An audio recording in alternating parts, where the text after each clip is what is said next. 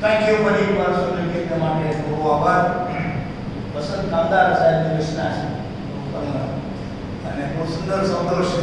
જ્યારે પણ એક વાર તમે આ ગીત ફરીથી સાંભળી શકો છો. દુસર સપ્તાહની રાત્રિ એ સભાની બીજી મીટિંગની અંદર આપ સર્વનો પ્રભુ ઈસુ ખ્રિસ્તના વિજયવંત પ્રેમની પરિણામમાં આવકાર કરતા હું આનંદ તથા ગૌરવની લાગણી અનુભવું છું. આપ સર્વને પ્રેમી thank you. 29 October 2020 family get together મારે લગી રાખ્યું, કારણ કે એ દિવસે મારી વેડિંગ એનિવર્સરી. એટલે નિકટના નિયર ડિયર વન્સ જે ફ્રેન્ડ સર્કલ હોય એમનું ડિનર ફેલોશિપ વાળું ગેટ ટુગેધર મારે લગી રાખ્યું. પણ આનંદ ઉલ્લાસ સાથે એ સેલિબ્રેશન પૂરું થયું અને 30મી તારીખે મારા જીવનની મુસાફરીની અઘરી પળોની શરૂઆત. કદી મેં વિચાર્યું નહોતું, કદી મેં કલ્પ્યું નહોતું એવા અઘરામાં અઘરા, the most serious and the most sensitive days of my life started 30મી ઓક્ટોબર. કારણ કે બીજા દિવસે સવારે થોડું અનકમ્ફર્ટેબલ લાગ્યું એટલે મેડિકલ રિપોર્ટ કરાવવા ગયો અને અમારા ફેમિલી ડોક્ટર છે કે જે મારી ટ્રીટમેન્ટ કરે છે, ડોક્ટર દુષ્યંત બલાક સાહેબ, એમના ક્યાં આપેલા હું ને જેનિસ, મારી વાઈફનું નામ જેનિસ છે. અને જે રિપોર્ટ કરાવીને જે શબ્દો મેં મારા જીવનમાં પહેલી વખત સાંભળ્યા તે એ HRCT ટેસ્ટ કરાવો. અમે તો કરાવવા ગયા. આપની જાણ સારું કહું, એ જે રિપોર્ટ આવ્યો એમાં CRP લેવલ 0 to 6 હોવું જોઈએ. મારું ફક્ત 248. ડી ડાઈમર 0 થી 500 ની અંદર હોવું જોઈએ. મારું 7249. એટલે ડોક્ટર દુષ્યંત બલાક સાહેબે અને ડોક્ટર અશ્વિન ખરાડી સાહેબે ઇમરજન્સી ગ્રાઉન્ડમાં PVIP કોટાની અંદર મારું એડમિશન 30મી ઓક્ટોબરે seems hospital, one of the leading hospital in Ahmedabad ની અંદર એડમિટ કરાયા. બંને ડોક્ટર્સનું મારી જીવન યાત્રાની સેકન્ડ ઇનિંગમાં ટર્નિંગ પોઈન્ટ સમાન યોગદાન રહ્યું. SpO2 મેં મારે કદી જરૂર નથી પડી સાંભળવાની. SpO2 મારું 54 થઈ ગયું. ડોક્ટરે મને ક્રિટિકલ કન્ડિશનની અંદર છું એવી ડાયરેક્ટ મને ના કીધું, પણ એમના હાલચાલ જોઈને મને એ પ્રમાણેની ટ્રીટમેન્ટ આપવામાં આવી. ત્યારે તો જનરલ વોર્ડની અંદર દાખલ કરવામાં આવ્યો કે લાવો જોઈએ, કદાચ ચાન્સ લઈએ બધું સારું થઈ જાય તો ચાલશે. પણ પહેલી જ રાત્રિએ મને ICU વોર્ડની અંદર લઈ જવામાં આવ્યો, ટ્રીટમેન્ટ શરૂ કરવામાં આવી અને પછી જે રિપોર્ટ્સ આવતા ગયા, ડોક્ટર્સ ચિંતિત થઈ ગયા. મેડિકલ ભાષાની અંદર સિરિયસ અને ક્રિટિકલ કન્ડિશન કહેવાય, સિરિયસ મેડિકલ ભાષા એ લોકો એવું કહે.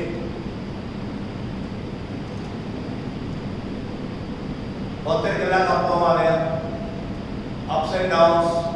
એક્ઝેક્ટલી મને ખબર નહોતી કે શું થઈ રહ્યું છે. બાયપેક પર મૂકવામાં આવ્યો, 80 લીટર્સ પ્લસ ઓક્સિજન આપવાની શરૂઆત થઈ. થોડો જ સમય બાકી હતો, નહીં તો 100% વેન્ટિલેટર પર જાત. પણ આ બધાની અંદર પ્રભુની દયા, પ્રભુની કૃપા, પ્રભુનો વિશ્વાસ પણ જાહેર પ્રભુએ કર્યું. દેશ વિદેશની અંદર લોકોએ મારા માટે પ્રાર્થના, નામ સાથે પ્રાર્થના અને દાહોદમાં પણ પ્રાર્થના અને પ્રાર્થનાના પરિણામ સ્વરૂપે પ્રભુએ મને નવું જીવન અને માટે પરિણામ સ્વરૂપે અત્યારે રહ્યા છું. આ બધું કહેવા પાછળનો અર્થ એટલો જ છે કે કોરોના શબ્દ થોડો ડર તો મને લાગતો હતો જ, કારણ કે જૂન મહિનામાં મેં મારી 48 વર્ષની બહેનને, જે મેડિકલ સ્ટાફ નર્સ હતી બીએસ હોસ્પિટલમાં, એને આમાં જ ગુમાવી દીધી. એટલે અમે તો બધા આખું કુટુંબ ડરી ગયું અને બહુ જ કાળજી રાખી.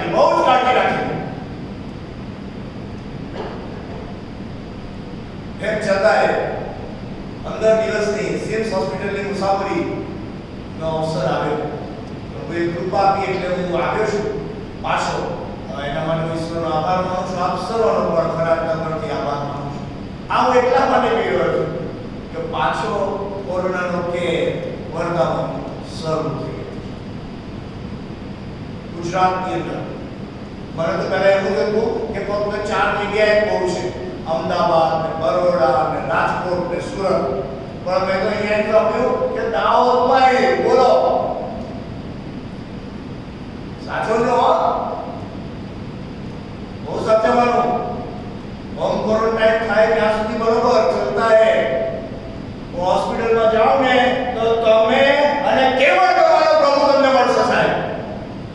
ડોક્ટર્સ ને નર્સિસ જે વિશ્વાસુપણે સેવા કરતા હશે એ જ લોકો તમને મળશે. તમારું એક પણ શ્રેય અંદર નહીં આવી શકે. એટલે મારી આપને અપીલ છે કે આ વિસ્તારની અંદર જ્યારે કોરોનાનો કેર વધતી રહ્યો છે અને થોડી ડ્યુરેટીને લીધે બધા જ લોકો પોતાના વતન પાછા ફરવાના છે અને મેક્સિમમ ટ્રાન્સપોર્ટેશન થશે, ટ્રાવેલિંગ થશે, મેળાવડાઓ થશે. હવે તો પાછળ એવું મેં સાંભળ્યું પ્રમાણે લગ્નનો વાત આવી ઉભી હશે. એટલે બી કેરફુલ, બી વોચફુલ, કાળજી રાખજો. ઘણી બધી વખત કોઈના કુટુંબની અંદર કોરોના થાય તો સંતાડી રાખે. એટલે બાપા નહીં સંતાડી રાખવાનું, શેર કરવાનું, નહીં તો શું બીજાઓને પણ થશે સાહેબ, બીજાઓને થશે. and you will be responsible for that. એટલે આવી અઘરી પડમાંથી બહાર આવ્યા પછી હું આટલી વિશ્વાસથી આપને કહી શકું તેમ છું કે it is a very difficult disease. Corona virus એ અઘરો વાયરસ છે ને બહુ કાળજી રાખવી પડશે. એમાં જો હેવી બોડી છે ને બીપી છે ને ડાયાબિટીસ છે, ઓહો એનો તો વધારે મારું કરે બોલો. અને મારી કેટેગરી હેવી બોડીમાં આવતું હતું એટલે બહુ મુશ્કેલી પડી ગઈ છે. પણ પ્રભુની કૃપા અને પ્રભુનો આભાર માનું કે પ્રભુએ મને જીવનયાત્રાની બીજી નો અવસર પ્રભુએ 30મી ઓક્ટોબરથી લઈને 13મી ઓક્ટોબર સુધીના એ દિવસો દરમિયાન મને આપ્યું. અને એ સમય દરમિયાન બહુ બધી જાતના વિચારો ને લાગણીઓ ને સમજણો બહાર વ્યક્ત કરી. મેં મારા એક મિત્રને વોટ્સઅપ પણ કરી દીધો કે હું જાઉં છું, જોઈ લેજો જરા કુટુંબને. That was the situation and you are all alone. અને આજે આ અનુભવના આધારે બાઇબલમાંથી એક એવા પાત્રને આપની સમક્ષ રજૂ કરવા જઈ રહ્યો છું કે જે વિશ્વાસનો સૂરવીર કહેવાય છે. વિશ્વાસનો સૂરવીર. હવે બાઇબલના અભ્યાસ હો તો તમને ખ્યાલ આવશે કે બે પ્રકારના લોકોને પ્રભુના વચનોની અંદર કંડારવામાં આવ્યા છે. એક તો યહૂદી પ્રજા કે જે ઈશ્વરની પસંદ કરેલી પ્રજા, ઇઝરાયલ પ્રજા, અને બીજી બિન યહૂદી એટલે કે પીપલ ઓફ અધર ફેથ કે જે બિન યહૂદી કહેવાતા. યહૂદી લોકોમાં વિશ્વાસના સૂરવીરમાં તો તમે મૂસાની વાત કરી શકો ને એવા એક પછી ઘણા બધા સેવકોની વાત કરી શકો. પણ આજે હું આપની સમક્ષ એક બિન યહૂદી વ્યક્તિના જીવન વિશે શેર કરવા જઈ રહ્યો છું. બિન યહૂદી એટલે અત્યારના પ્રવર્તમાન કોન્ટેક્સ્ટની અંદર અન્ય ધર્મીની મને તમે ખ્રિસ્તી લોકો કહેવાય અને બિન ખ્રિસ્તી જે કહેવાય ને એ સમયની અંદર બિન યહૂદી ના કોન્ટેક્સ્ટની અંદર મૂકવામાં અને બાઇબલમાં એવું લખ્યું છે તે પ્રમાણે લૂકની લખેલી સુવાર્તાના 7મા અધ્યાયની અંદર 1 થી 10 વચનોની અંદર એ વાતનો ઉલ્લેખ કરવામાં કે એક રોમન અધિકારી, કારણ કે ઇઝરાયલ પ્રજા પર રોમન સામ્રાજ્ય હતું અને રોમન સામ્રાજ્ય જ્યારે રૂલ કરતું હતું ત્યારે એની સત્તાની સાથે સંકળાયેલા બધા જ પાત્રોની ઊંચાઈ અલગ, એમનું જીવન અલગ, એમના વાણી વ્યવહાર અલગ, જીવનશૈલી અલગ. અને રોમન અધિકારી એક ઉચ્ચ કક્ષાનો અધિકારી કે જેના અંડરમાં 100 જેટલા સૈનિકો એના અંડરમાં કામ કરે, ધ સેન્ચ્યુરિયન કહેવાય, સેન્ચ્યુરિયન. એવા બિન યહૂદી રોમન અધિકારીની વાત અત્યારે હું આપની સાથે શેર કરવા જઈ રહ્યો છું. મારી પ્રાર્થના એ હોઈ શકે કે આ પાત્ર મને તમને એક નવી કેડી આપશે, એક નવી ઊંચાઈ આપશે, એક નવી સમજણ આપશે, એક નવી ડિઝાઇન આપશે અને એક નવો સંદેશો આપી શકે. રોમન અધિકારીના સંદર્ભની અંદર બાઇબલમાં એવું લખ્યું છે કે લોકોને પોતાની બધી વાતો કહી સંભળાવ્યા પછી તે કફરનાહુમ આવ્યા, એટલે કે પ્રભુ ઈસુ ખ્રિસ્ત કફરનાહુમના વિસ્તારની અંદર આવે છે. પછી એવું લખ્યું કે સુબેદારનો ચાકર જે તેને વહાલો હતો તે માંદો પડીને મરવાની અડી પર હતો. હવે રિલેશનશિપને અહીંયા આઈડેન્ટિફાઈ કરવામાં આવે છે કે રોમન સુબેદાર, રોમન અધિકારી અને એનો એક ચાકર હતો. ઘણા બધા ચાકરોમાં એક ચાકર કે જેના સંદર્ભમાં કોન્ટેક્સ્ટ લખવામાં છે કે તે માંદો પડ્યો, અને પછી બીજો શબ્દ એવો લખ્યો છે કે તે મરવાની અડી પર આવી ગયો. માંદું પડવું એ એક ઘટના અલગ હોઈ શકે અને મરવાની અડી પર આવવું એ ઘટના અલગ હોઈ શકે. હું માંદો પડ્યો હોત તો ચાલતે, પણ હું તો મરવાની અડી પર આવી ગયો. અહીંયા આ રોમન અધિકારીનો જે ચાકર જે છે એ માંદો પડ્યો અને મરવાની અડી પર આવી ગયો. અને એવા અઘરા સંદર્ભ અને સંજોગોનો સામનો કરી રહેલો આ ચાકર ને જ્યારે રોમન અધિકારી જોવે છે, એની વેદનાને, એના દુઃખને, એના દર્દને એ મહેસૂસ કરે છે, ત્યારે જે બિન યહૂદી એટલે કે રોમન અધિકારી વ્યક્તિ વિશે જે લખ્યું છે એ પણ આપને જણાવું. અને પછી 3 મહત્વના શબ્દો આજે હું તમને લવગીત તરીકે આ મેસેજમાંથી આપવાનો છું. રોમન અધિકારીને ખબર પડી કે એનો ચાકર છે, એનો વાલો હતો, એ માંદો છે અને મરવાની અડી પર આવ્યો છે, ક્રિટિકલ અને ક્રુશિયલ ફેઝનો એ સામનો કરી રહ્યો છે. ત્યારે એના દુઃખ અને દર્દની અંદર સહભાગી કરવાની સમજણ સાથે, એની પડખે ઊભા રહેવાની સમજણ સાથે, એને સહાયો અને એને મદદ કરવાની સમજણ સાથે એ અહીંયા લખ્યું છે તે પ્રમાણે કે તેણે ઈસુ સંબંધી સાંભળ્યું. રોમન અધિકારીએ કફરનાહુમમાં જે ઈસુ આવ્યો એના સંબંધી એને સાંભળ્યું. હવે ઈસુની વાતો તો ચાર તરફ ફેલાયેલી. ઈસુએ કરેલા ચમત્કારો, ઈસુએ કરેલા આશ્ચર્યજનક કૃત્યો, ઈસુએ જે સંદેશા આપ્યા, ઈસુ જ્યાં જ્યાં ગયા અને તે વાતો જુદા જુદા સ્થળોની અંદર જે પ્રગટ થતી ગઈ એ વિશે રોમન અધિકારીએ સાંભળ્યું. ત્યારે આ રોમન અધિકારી પોતાના ચાકરની અઘરી પરિસ્થિતિની અંદર એને સહાય બનવાની સમજણ સાથે, ખ્વાઈશ સાથે, તમન્ના સાથે, આરજુ સાથે, ઈચ્છા સાથે, પ્રાર્થના સાથે તે બાઇબલમાં લખ્યું છે તે પ્રમાણે કે યહૂદીઓના વડીલોને તે બોલાવે છે. યહૂદીઓના વડીલો, કારણ કે એને એવી સમજણ હતી કે ઈસુ એટલે આ યહૂદી બેકગ્રાઉન્ડમાંથી આવતો છે, સભા સ્થાપના કરનારો છે, એટલે યહૂદીઓના વડીલો જે હોય એના દ્વારા હું રિક્વેસ્ટ મોકલાવું મારા ચાકરને માટે. અને અહીંયા એમના વડીલોને બોલાવે છે અને કહે છે કે તમે ઈસુની પાસે જાઓ, તમે ઈસુની પાસે જાઓ. રોમન અધિકારી, man with power, man with authority, એ અહીંયા વડીલોને બોલાવે છે અને એમને ઈસુની પાસે મોકલવામાં આવે છે કે તમે આવીને મારા ચાકરને બચાવો. Requesting format. રોમન અધિકારી એ યહૂદીઓના વડીલોને બોલાવીને ઈસુની પાસે મોકલે છે. Prayer request. આપણે પ્રેયર રિક્વેસ્ટ મોકલે છે ને એવી રીતે રોમન અધિકારી, બિન યહૂદી વ્યક્તિ પ્રેયર રિક્વેસ્ટ મોકલે છે ઈસુની પાસે વડીલોની મારફતે કે જાઓ અને તમે ઈસુને બોલાવીને મારા ચાકરને બચાવો, મારા ચાકરને બચાવો.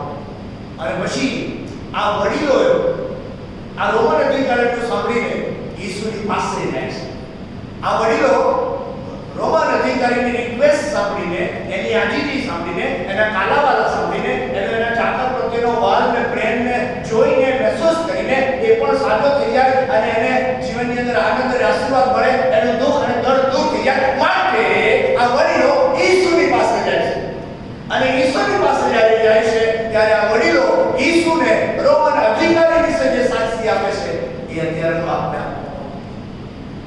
આ સાક્ષી યહૂદીઓના વડીલો વિશે એક બિન યહૂદી રોમન અધિકારીને માટે. અને એ સાક્ષીમાં એ લોકો યેસુની પાસે જઈને આગ્રહથી વિનંતી કરે છે વડીલો. અને પછી આ પ્રમાણે કહે છે, પેલું સિફારિશ કરવાની વાત આવે ને કે રિક્વેસ્ટ કરજો ને કે તમારું ઓળખાણ હોય તો થોડું ઝડપથી કરી આપો ને એવું. એટલે વડીલોને મોકલીને યેસુની પાસે કહેશે ને પછી વડીલો એમ કહેશે કે જેને માટે તમે આટલું કરો તેને યોગ્ય છે. સ્ટાર્ટિંગ સ્ટેટમેન્ટ વડીલો યેસુને કહેશે કે જેને અમને મોકલ્યો છે એના માટે તમે આ કરો તે બહુ જરૂરનું છે. We are requesting you.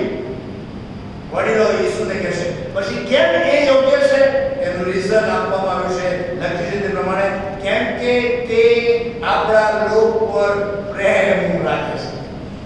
કારણ કે તો બિન યહૂદી હતો, એ તો રોમન અધિકારી હતો અને રોમન અધિકારી યહૂદી લોકો પર પ્રેમ રાખે છે. રોમન અધિકારી તો સત્તા ચલાવવાવાળો અને જેથી કરીને સત્તા અને આ ગુલામી અવસ્થાની અંદર મુકાયેલા લોકોને મેળ ના પડે એ તો દાદાગીરી કરે, ઓથોરિટીનો ઉપયોગ કરે, પાવર્સનો ઉપયોગ કરે, લોકોને ચૂપ કરી દે, ધમકાવી દે. પણ ધીસ મેન ઇઝ ડિફરન્ટ. યહૂદીઓના વડીલો યેસુને આ રોમન અધિકારીની સાક્ષી આપતા કહેશે કે તે આપણા લોકો પર પ્રેમ કરે છે. એક એવો બિન યહૂદી અધિકારી, એક એવો બિન યહૂદી રોમન અધિકારી કે જેના વિશે એવું લખવામાં આવ્યું છે કે તે યહૂદીના લોકો પર પ્રેમ કરે છે. પછી એને એવું પણ લખ્યું છે સાક્ષીમાં કે વળી તેણે પોતાને ખર્ચે આપણું સભાસ્થાન બંધાવ્યું છે. રોમન અધિકારી બિન યહૂદી વ્યક્તિ યહૂદી લોકો પર પ્રેમ કરે છે અને પછી એવું પણ લખ્યું છે કે એણે પોતાને ખર્ચે સભાસ્થાન એટલે કે પ્રભુનું ઘર, પ્રભુનું મંદિર બનાવ્યું છે. પ્રભુનું ઘર બનાવવાની સમજણ અને ઈચ્છા અને તૈયારી પ્રભુ દરેકને નથી આપતા સાહેબ. પણ અહીંયા રોમન અધિકારી જે બિન યહૂદી છે એનો એ ઈશ્વર પ્રત્યેનો પ્રેમ અને એની આસ્થાના કારણે એ સભાસ્થાન બનાવવા માટેની તૈયારી એ દર્શાવે છે અને સભાસ્થાન બનાવે છે. અને આવી રિક્વેસ્ટ વડીલો આ રોમન અધિકારીને માટે કરે છે કે આ વ્યક્તિ જેના માટે અને જેની વિનંતી લઈને અમે તમારી પાસે આવ્યા છે એ વ્યક્તિ તો આપણા લોકો પર પ્રેમ કરે છે. એ વ્યક્તિએ તો સભાસ્થાન બંધાવ્યું છે અને એ વ્યક્તિ એ સાદી સરળ વ્યક્તિ છે અને એનો ચાકર જે બીમાર પડી ગયો છે એના માટેની આ અરજી છે કે તમારે તો આ કેસ હાથમાં લેવો જ પડશે, તમારે તો આનું સોલ્યુશન લાવવું જ પડશે. એવું વડીલો ઈસુને કદાચ કહી શકે.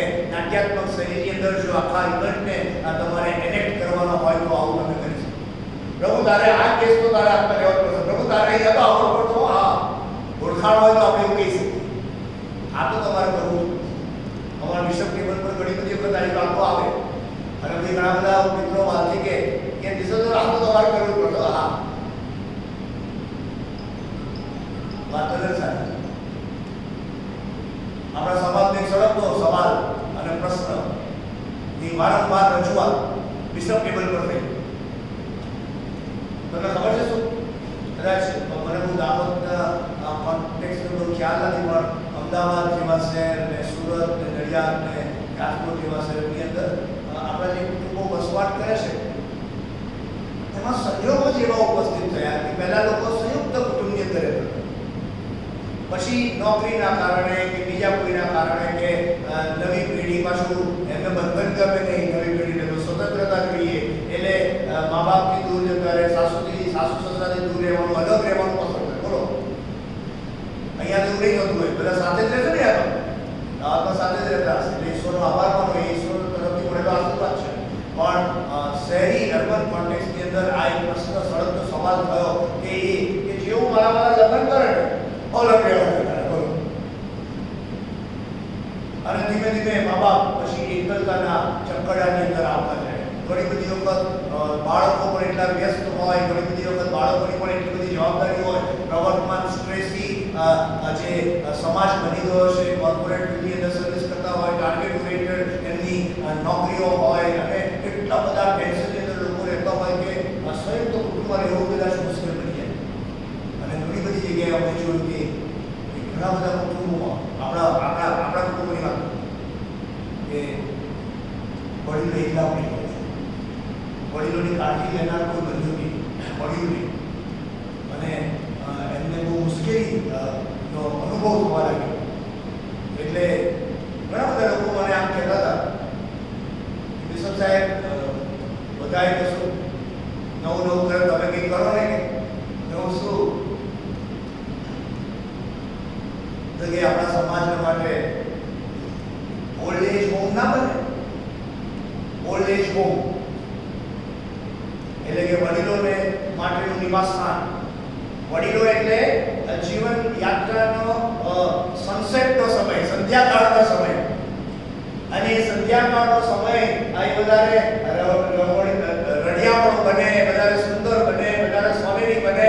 આ વધારે લોકો સનસેટમાં જતા હશો, પિકનિક સ્પોટ પર જતા હશો ત્યારે, તો જીવન યાત્રાનો એ રડિયામણો સમય બની જાય એવી કંઈક વ્યવસ્થા થઈ શકે ગુજરાત ડાયોસિસમાં? થઈ શકે ને? અને પ્રાર્થના સાથે the Church of North India Gujarat ડાયોસિસે એક્ઝિક્યુટિવ કમિટીની અંદર ઠરાવ કર્યો,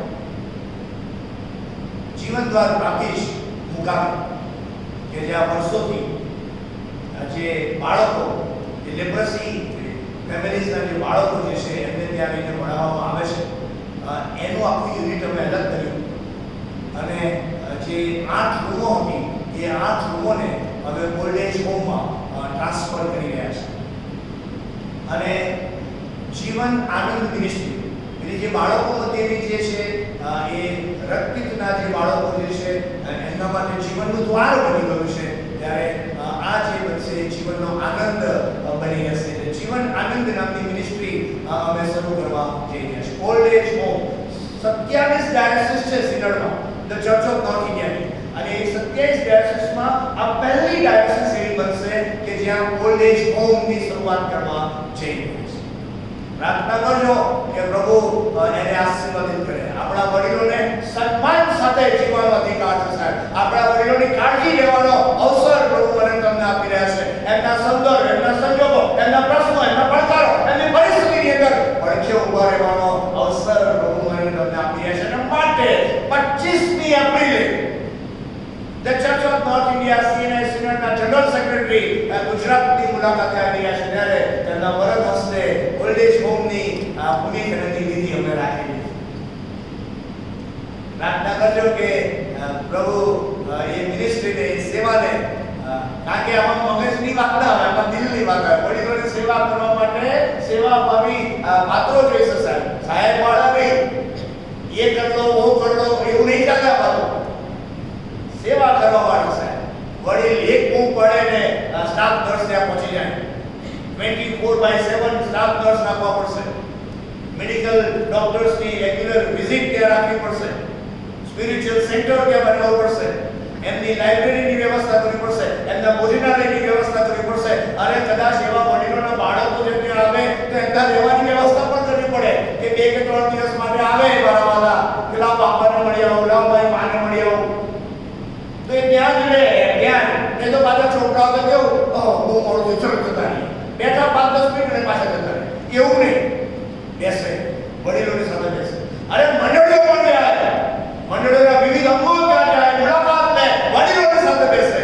એવા દર્શન સાથે જીવન દ્વાર અને જીવન આનંદ મિનિસ્ટ્રી અમે 25મી એપ્રિલથી શરૂ કરવા જઈ રહ્યા છે. અને એના માટે તમે ખાસ પ્રાર્થના કરશો.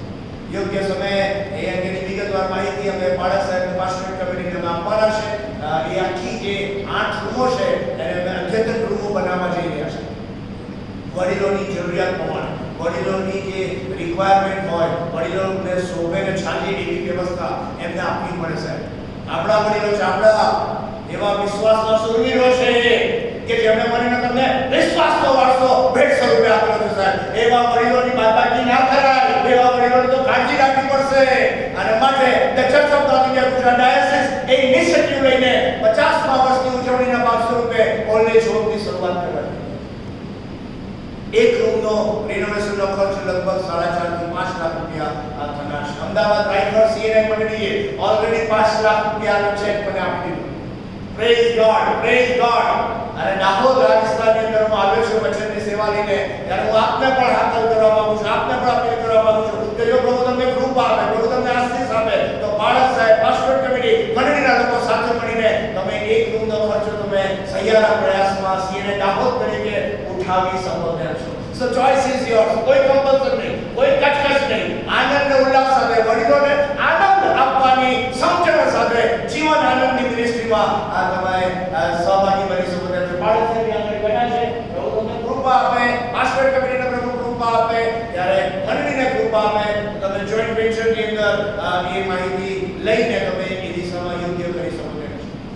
આપણા વડીલોને સાચવવાની જવાબદારી આપી, એમને નુકસાન ના થવું, એઓને દુઃખી નહીં કરવાના.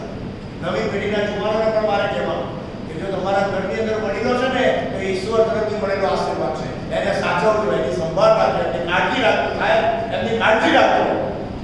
વડીલો જશે ને તો બધું ખાલી થઈ જશે, ખાલી થઈ જશે. આજે અમારા શ્રી એનએસડી ચર્ચની અંદર એક વડીલની બિજારી છે. છેલ્લા 30 વર્ષથી એમની સાથેના અંગત સંબંધની અંદર હતો. મિસ્ટર ડેઝમન્ડ બોઝ. વડીલો જશે ને તો બધું ખાલી ખાવું થઈ જશે.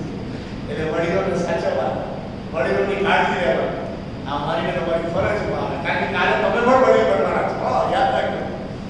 એટલે આ દર્શન અત્યારે મેં આપની સાથે એક જુદા કોન્ટેક્સ્ટની અંદર શેર કરી રહ્યો છું. આટલું જ કે આ વ્યક્તિ પોતાના ચાકરને માટે આટલો વાલ કરે છે. આ રોમન અધિકારી, આ બિન યહૂદી અધિકારી એ બહુ સ્પષ્ટ સમજણ સાથે આ વાત પ્રભુ ઈસુ ખ્રિસ્તને કહેવડાવે છે વડીલો દ્વારા. અને એ વાતના ઉલ્લેખની અંદર જે બાઇબલની અંદર લખવામાં આવ્યું છે તે પ્રમાણે આટલું જ કે બધા લોકો જઈને કહેશે. અને જ્યારે પ્રભુ ઈસુ ખ્રિસ્ત વડીલોની વાત સાંભળીને એ રોમન અધિકારીને ઘેર જવા નીકળે છે, ત્યારે જે ઘટના આકાર લેશે એમાંથી હવે 3 મહત્વના શબ્દો કહીને હું વચનની સીમા બંધ કરીશ. પહેલી વાત કે જે આખી આ ઘટનાની અંદર જે ઘટના બને છે તે એટલી છે કે એક રોમન અધિકારીનો જે કન્સર્ન હતો, હિઝ કન્સર્ન, એ મારો આજનો પહેલો મુદ્દો છે. હિઝ કન્સર્ન, એનો બોજ, એનો જે ચાકર પ્રત્યેનો વાદ, એનો ચાકર પ્રત્યેનો જે પ્રેમ, એની ચાકર સાથેનો જે સંબંધ હતો એ સાહેબ એટલો ઘનિષ્ઠ હતો, એટલો સમીપ હતો, એટલો આત્મીયતાનો હતો કે એના પરિણામે એ રોમન અધિકારીને ફરજ પડી કે મારે મારા ચાકરને માટે કશું કરવું જોઈએ. સંબંધોની દુનિયાને અહીંયા સજાવવામાં આવે છે, સંબંધોની દુનિયા પર અહીંયા ભાર મૂકવામાં આવે છે. તમે અધિકારી હોય તો તમારા ઘરના સાહેબ સંબંધ મોટો, સંબંધ મોટો. એ રોમન અધિકારી અને ચાકર વચ્ચેનો જે સંબંધ હતો ત્યાં ફરી એકવાર એ સત્તા, એ પાવર અને અધિકાર એ રાજ કરતું નથી, પણ માનવતા અને સંબંધોની દુનિયાને એ અગ્રતા આપવામાં આવે છે. હિઝ કન્સર્ન, પહેલો પોઈન્ટ જે અત્યારે હું આપની સમજ, રોમન અધિકારીઓ હોવા છતાં 100 જેટલા ચાકરો એના ઘરમાં હોવા છતાં અહીંયા પોતાના ચાકર પ્રત્યેના કન્સર્નને કારણે એ ચાકર પ્રત્યેના જીવનને સુખ દુઃખની અગ્નિપળની અંદર એની પડખે ઉભા રહેવાની સમજણ સાથે રોમન અધિકારી અંગત રસ લેશે. રોમન અધિકારી એની કાળજી લેવાનો પ્રયત્ન કરે છે. રોમન અધિકારી પોતાની સત્તાની વડીલોને બોલાવે છે. રોમન અધિકારી વડીલોને બોલાવીને વિનંતી કરે છે. રોમન અધિકારી વડીલોને કહે છે કે તમે ઈસુની પાસે જાઓ અને ઈસુને કહો કે મારા ચાકરને સાજો કરે. આ જે એની માનવતા હતી, આ જે એનો સેવાભાવી જે વલણ હતું, આ જે લોકોના દુઃખ અને દર્દની અંદર એના ઉભા રહેવાની તૈયારી અને ક્ષમતા અને ઉત્કંઠા હતી, તત્પરતા હતી, એ તો માનવી જીવનમાં ઊંચું ધોરણ છે. ખ્રિસ્તી વિશ્વાસ સમુદાયને આ તો વારસામાં મળેલું છે. મિશનરીઓ આવીને આપણને સેવા કરવાનો વારસો આપી ગયા. બધું સમર્પિત કરતા ગયા અને સેવાનો વારસો અને વિશ્વાસનો વારસો મિશનરીઓ આપતા ગયા. અને આ સેવા અને આ કાળજી, આ સંબંધોની ગરિમાને સાચવવાની એ ચોક્કસ પ્રકારની હકારાત્મક શૈલીની સમજણ અહીંયા રોમન અધિકારીના જીવનમાં જોવા મળે છે. એ પર્સનલ કેર લેવામાં આવે છે. Taking personal care of servant, એના ચાકરની પર્સનલ કેર લેવાની તૈયારી અને ક્ષમતા અહીંયા રોમન અધિકારીની અંદર જોવા મળે છે. પર્સનલ કેર લેવું એ પ્રવર્તમાન બદલાતી જતી પરિસ્થિતિની અંદર બહુ જ જરૂરી છે. બહુ જ બધા લોકોને બહુ જ બધા પ્રશ્નો હોય છે.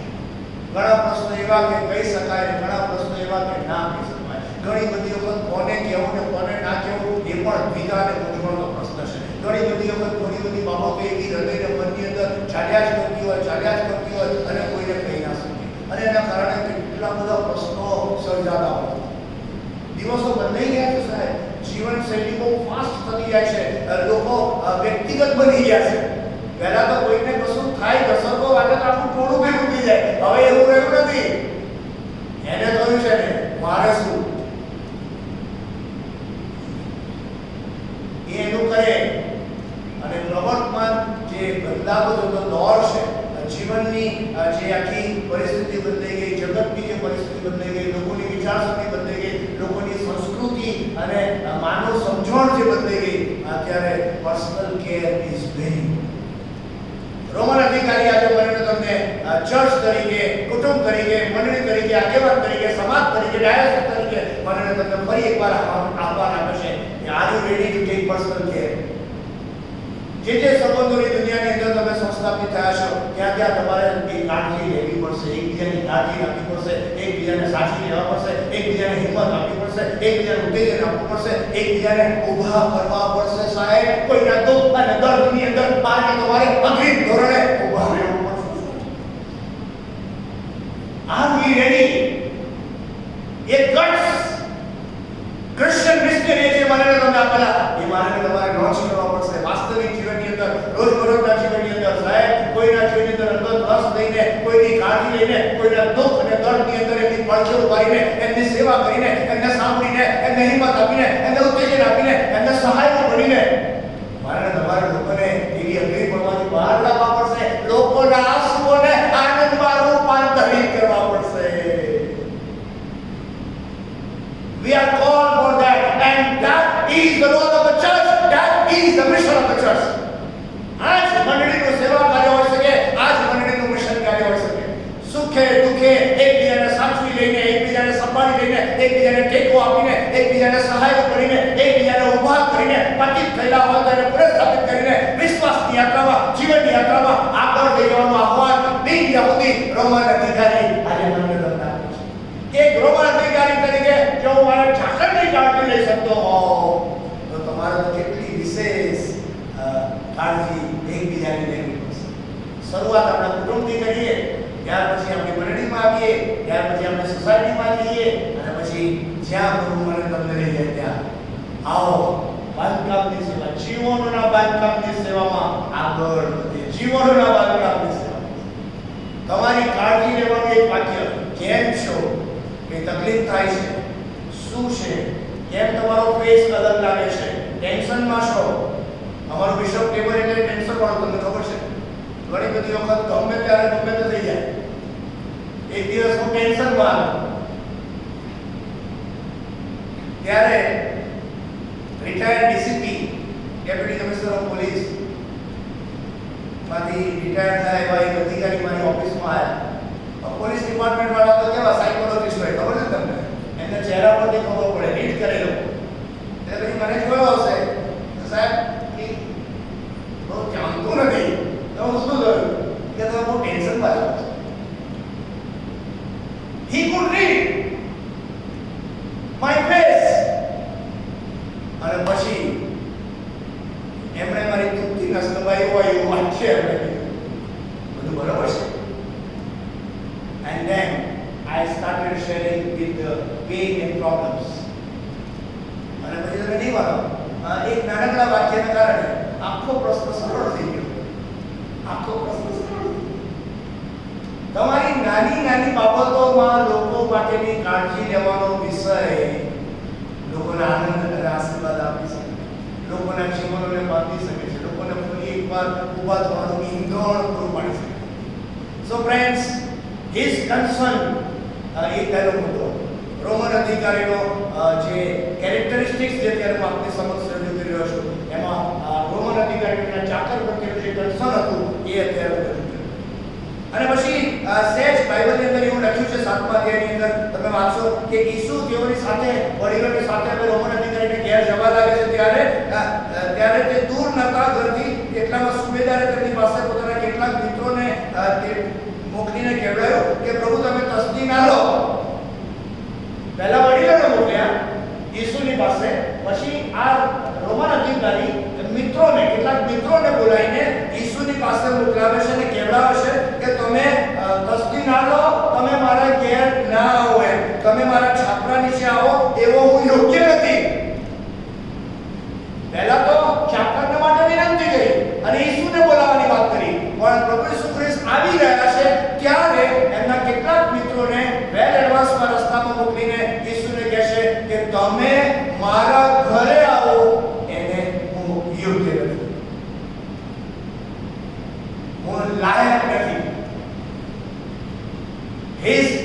confession. His concern is confession. એની કબૂલાત. જો રોમન અધિકારી તો મોટો અધિકારી હતો. માન, સ્થાન, સત્તા, સંપત્તિ બધું જ હતું જ. 100 જેટલા ચાકરો એના અંડરમાં હતા. પણ જ્યારે ઈસુ એના ઘરે આવવા માટે નીકળે છે ત્યારે રિયલાઇઝ કરે છે, અહેસાસ કરે છે કે I am not worthy of the Lord and Savior Jesus Christ. હું મારા પ્રભુને લાયક નથી. હું મારા પ્રભુને યોગ્ય નથી. મારો પ્રભુ મારા ઘરે આવે એવી ક્ષમતા હું ધરાવતો નથી, એવું ક્વોલિફિકેશન હું ધરાવતો નથી. અને એમ કરીને પોતાની પરિસ્થિતિની કબૂલાત કરે છે. His confession. I am not worthy, O Lord. I am not worthy. હું યોગ્ય નથી, હું લાયક નથી. અને કદાચ માનવી જીવનની મુસાફરીનું, વિશ્વાસની મુસાફરીનું, વિશ્વાસના સૂર્ય તરીકેનું આ જીવનનું સૌથી મોટામાં મોટું વાક્ય છે. ઘણી બધી વખત ઘણા બધા લોકો હું લાયક છું એવું ઠરાવવા માટે જાહેરાત કરે. મેં આમ કરી નાખ્યું, મેં આમ કરી નાખ્યું, હું આટલું ભણેલો, મારે કેવું હતું એમ કહું હું એમ કોમ ભણેલો, મેં LLB કરેલું, મેં MTH કરેલું. અલા બાપા, કર્યું તો કર્યું, એમાં કર્યું શું? હું નહીં કરવાનો. હું પણાનો ત્યાગ કરીને પોતાની જાતને જેવી છે તેવી સ્વીકારીને પ્રભુની સાનિધ્ય અને સમસ્યામાં લઈ જવાની તૈયારી રોમન અધિકારી બિન યહૂદી વ્યક્તિ પોતાના જીવનની અંદર લઈ આવે છે. Lord, I am not worthy. આવી જ વાત પિતરે કરેલી, જો યાદ હોય તો. હોળીમાં જ્યારે માછલીનો મોટો જથ્થો પકડી આવે છે ત્યારે માછલીનો જથ્થાની સામે પ્રભુ ઈસુ ખ્રિસ્તની સામે પિતર કબૂલાત કરે છે કે પ્રભુ, હું તો પાપી માણસ છું. I am a sinner. Romi 3:23 સગડાએ પાપ કર્યું છે અને સગડા દેવના મહિમાથી અધૂરા છે. પાપનો મુસારો મરણ છે. Romi 6:23 This is our identity. અને એ આઈડેન્ટિટીને તે છુપાવતો નથી. અધિકારી થયો તો શું કરે? પોઝિશન હોય તો શું કરે? પણ ઈશ્વરની સાનિધ્ય અને સમીપતાની જ્યારે વાત કરવામાં આવે ત્યારે તમારી બધી જ પોઝિશનો નબળી થઈ જાય. You become zero when you think of the Lord and Savior Jesus Christ. અને એ બીજી મહત્વની વાત અહીંયા રોમન અધિકારી એના જીવનની અંદર છતી કરે છે. વિશ્વાસથી કહે છે મિત્રોને મોકલીને કે પ્રભુને કહેજો, પ્રભુ તમે આયા તમારો આભાર, પણ તમે મારા ઘરે આવો એવો હું યોગ્ય નથી, એવો હું લાયક નથી. I am disqualified person. I am not worthy, O Lord. હું યોગ્ય નથી. His bold confession. એની કબૂલાત. દાહોદ મંડળીને આજે રોમન અધિકારી, બિન યહૂદી અધિકારી એવું કહી શકે. આપણે એવું કન્ફેશન કરી શકીએ મારા તમારા પ્રભુની સાનિધ્યમાં અને સમીપતામાં I am not worthy. કોઈએ બહુ મોટી મોટી વાતો નહીં કરવાની સાહેબ. બધા જ માનવીય છે અને માનવીય હોવાના કારણે મર્યાદાથી સફળ છે, ત્રુટિઓ છે, ક્ષતિઓ છે અને તમામ વાસ્તવિકતાનો સ્વીકાર કરીને મારે તમારે જીવનમાં આગળ વધવાનું, મોટી મોટી વાતો કરવાનું બંધ કરી દેવાનું સાહેબ. એમાં જ્યારે પ્રભુની સાનિધ્ય અને સમીપતાની વાત આવે એટલે જીરો થઈ જવાનું. જીરો રોમન અધિકારી 100 ચાકરો આજુબાજુ મળતા હોય એવો અધિકારી એમ કહેવડાવે કે ભાઈ I am not worthy. That is a message for you and me all. ઘણી બધી વખત ખ્રિસ્તી સમાજમાં તો થોડું કેવળ બંધાઈ જાય તો મારા વાળાના કેવળ બંધાઈ જાય. બોલો, ચાલ બંધાઈ જાય, કલર બંધાઈ જાય, કપડાં બંધાઈ જાય, કપડાં બંધાઈ જાય તો સમજ્યા, કાર બંધાઈ જાય અને પછી એ લોકોના સાથેનો સંબંધ ને વ્યવહારો બંધાઈ જાય, મિત્રો મંડળ પણ બંધાઈ જાય. બોલો, આવા લોકો મેં જોયા છે 30 વર્ષથી ગયા છે. દાવતમાં એવું નહીં થતું હોય, થાય છે નહીં થતું હોય. દાવત તો જુદું છે એટલે વાંધો નહીં આવે. આવું મેં જોયું છે તો હું શેર કરું છું. Don't change yourself. Your original identity is Romans 3:23. સગડાએ પાપ કર્યું છે અને સગડા દેવના મહિમાથી અધૂરા છે. We all have weaknesses. We all have weaknesses. અને રોમન અધિકારી એવું કહે છે કે હું શું કામ બાકી રહું? I am also one of them. અને તેની કરીને ઈસુને ઘેર મોકલ્યા છે કે પ્રભુ તમે મારા ઘેર આવો, એને હું યોગ્ય નથી, એને હું લાયક નથી. I am not worthy. તમે પણ આજે આવું કન્ફેશન કરી શકો છો, પ્રભુ તમને કૃપા. યુ એન્ડ યોર લોર્ડ, તમે અને તમારો પ્રભુ, તમે અને તમારો ઉદ્ધારનાર, તમે અને તમારો તારણહાર, આ બેની વચ્ચે કોઈ આદિત નથી. અને જો આવ્યો તો તમે ગયા. જે આ બેની વચ્ચે આવે એ બધું જ ગયું. એટલે તમે આજે રાત્રે you can think and you can decide together કે તમે તમારા પ્રભુની વચ્ચે આ જે સંબંધ જે છે એને તમે રીએસ્ટાબ્લિશ કરી શકો છો, પુનઃસ્થાપિત કરી શકો છો, અને એમાં રહેલો આનંદ અને આશીર્વાદ તમે મેળવી શકો છો. સો ચોઇસ ઇઝ યોર્સ ફ્રેન્ડ્સ. પસંદગી તમારી હશે, કારણ કે આ સંબંધની અંદર કોઈનું કશું નહીં ચાલે. ખબર છે તમને? તમારો અને તમારા પ્રભુ વચ્ચેના સંબંધનો નિર્ણય કેવળ તમારે એકલાએ જ લેવાનો. બીજા કોઈ ના લઈ શકે. તમારા મા બાપ ના લઈ શકે, તમારો હસબન્ડ ના લઈ શકે, તમારી વાઈફ ના લઈ શકે, તમારા બાળકો ના લઈ શકે. You have to take your own decision. Here I am, O Lord, my God, my Savior. આ તમારી રજૂઆત હોઈ શકે, આ તમારી કબૂલાત હોઈ શકે. હું ને મારો પ્રભુ. અને એ નિર્ણય લેવા માટે આજે રાત્રે પ્રભુ તમને કૃપા આપે, આશીષ આપે. આ રોમન અધિકારીઓ બોલ્ડ કન્ફેશન કરવા માટે પ્રભુ તમને સહાય કરતા મદદ કરે. પહેલો મુદ્દો આપણે જોયો હિઝ કન્સર્ન, બીજો મુદ્દો જોયો હિઝ કન્ફેશન, ત્રીજો અને છેલ્લો મુદ્દો કહીને બંધ કરીશ ને ઝડપથી બંધ કરવા માંગુ છું. આટલું છે કે ચાકર ને પછી ચાકરને સાજા થવાના માટે પહેલા વડીલોને મોકલે છે અને પછી મિત્રોને મોકલે છે. ત્યારે આ રોમન અધિકારી એવું કહે છે કે પ્રભુ તું મારે ઘેર આવે એટલે તો યોગ્ય નથી, પણ તું ખાલી શબ્દ બોલ, તું જ્યાં છે ત્યાંથી તું શબ્દ બોલ અને મારો ચાકર સાજો થઈ જશે. હિઝ કોન્ફિડન્સ, એનો વિશ્વાસ. તારે મારે ઘેર આવવાની જરૂર નથી, કારણ કે હું લાયક નથી, પણ તું જ્યાં છે ત્યાંથી જ તું શબ્દ બોલ અને તારામાંથી પરાક્રમ વ્યક્ત થશે, કારણ કે તું પરાક્રમી ઈશ્વર છે, તું સૃષ્ટિનો સર્જનહાર છે, તારા માટે સૌનું શક્ય છે, તું સાજાપણું આપનાર ઈશ્વર છે, તું ચમત્કાર કરનાર ઈશ્વર છે, અને that is possible with you.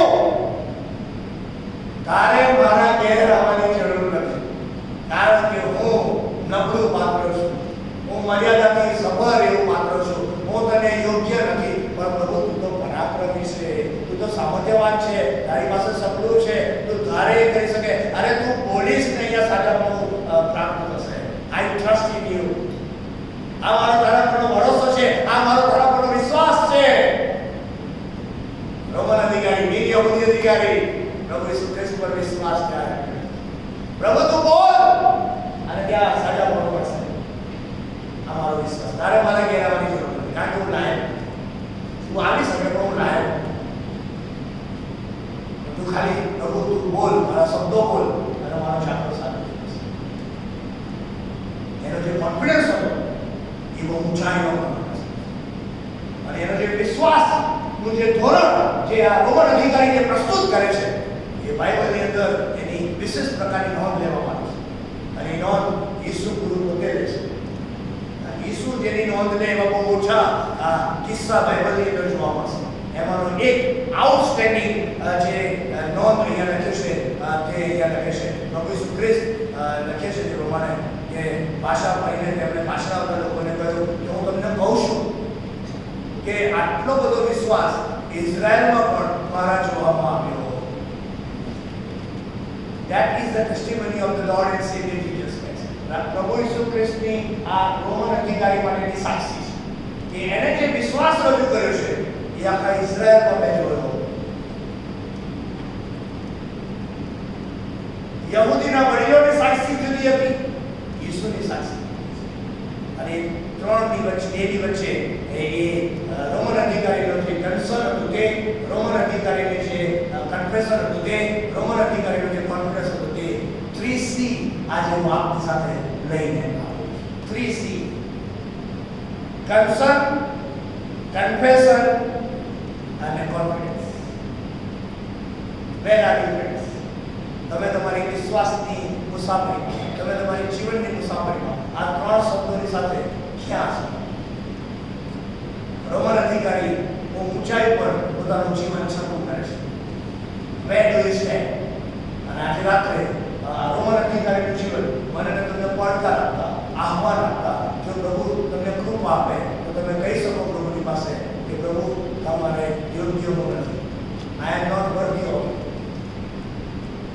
Trust you. તમે પતિત થયેલાને પુનઃસ્થાપિત કરી શકો તેમ છો. તમે દુઃખી થયેલા લોકોને સુખી કરી શકો તેમ છો. જેઓ માંદા છે તેઓને સાજા કરી શકો તેમ છો. જેઓ આંસુથી સફળ છે તેઓના જીવનમાં આનંદ આપી શકો તેમ છો. તમે પરાક્રમી ઈશ્વર છો. તમે સામર્થ્યવાન પ્રભુ છો. તમે સર્વશક્તિમાન પ્રભુ છો. તમારા માટે સબૂત સાચે છે. આવા વિશ્વાસ સાથે આવા બાકીનું જીવન ગુજારી પ્રભુ એમ કરવાના માટે પહેલા મને પછી આપને આ પણ સર્વને એક સરખી રીતે સહાય તથા મદદ કરે. રોમન અધિકારી, બિન યહૂદી અધિકારી, જેના ત્યાં 100 જેટલા ચાકરો આજુબાજુ પડતા હોય, એટલો મોટો અધિકારી અહીંયા પ્રભુ ઈસુ ખ્રિસ્ત સાથેના સંબંધને બહુ સ્પષ્ટ બનાવી દે છે. અને પ્રભુ ઈસુ ખ્રિસ્તને એના માટે સાક્ષી આપવી પડી કે આટલો બધો વિશ્વાસ એ આખા ઇઝરાયલ પર કર્યો. આટલો બધો વિશ્વાસ, એ પણ બિન યહૂદી. આ પ્રભુનું વાક્ય છે અને એ વાક્ય મને તમને બાકીની જીવનયાત્રામાં આગળ વધવા માટે સહાય કરે. Thank you so very much.